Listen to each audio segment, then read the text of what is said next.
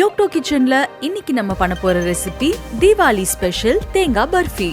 Gold Priyam refined sunflower oil presents யோக்டோ kitchen.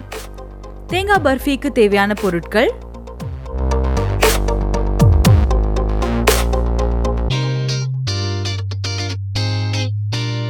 முதல்ல ஒரு கடாயில 1 கப் தண்ணி, 750 கிராம்ஸ் சர்க்கரை ஆட் பண்ணி இதை நல்லா மிக்ஸ் பண்ணுங்க.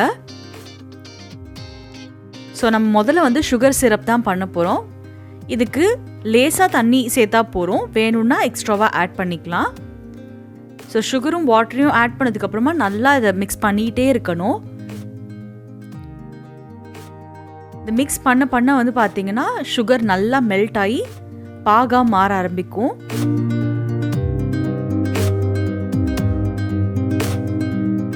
ஸோ நம்மளுக்கு கரெக்டான கன்சிஸ்டன்சி எப்படி தெரிஞ்சுக்கணுன்னா, இந்த ஒரு கம்பி பதம்னு சொல்லுவாங்க.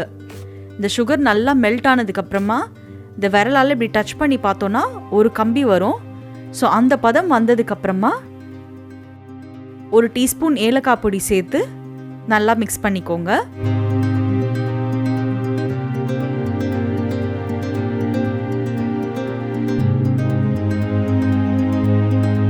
இதோட நம்ம துருவி வச்சிருக்கிற 2 கப் தேங்காய் துருவல் இதை ஆட் பண்ணிட்டு நல்லா மிக்ஸ் பண்ணிக்கலாம். ஸோ இந்த தேங்காயும் சர்க்கரை பாகியும் நல்லா ஒரு 15 மினிட்ஸ்க்கு நம்ம குக் பண்ண போகிறோம். அப்போ தான் அந்த சுகரை நல்லா அப்சார்ப் பண்ணிட்டு இந்த கோகோனட் நல்லா ஒரு டேஸ்ட் கொடுக்கும். ஸோ 10-15 மினிட்ஸ்க்கு இதை கிளறிட்டே குக் பண்ணுங்கள்.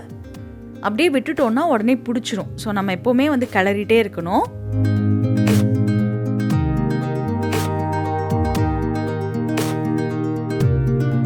இது ஒரு 10-15 மினிட்ஸ் குக் ஆனதுக்கப்புறமா 1/2 கப் நெய் சேர்த்து நல்லா மிக்ஸ் பண்ணிக்கலாம். ஸோ நெய் உங்கள் இஷ்டம்தான். உங்களுக்கு ரொம்ப பிடிக்கும்னா இன்னும் கொஞ்சம் கூட சேர்த்துக்கலாம்.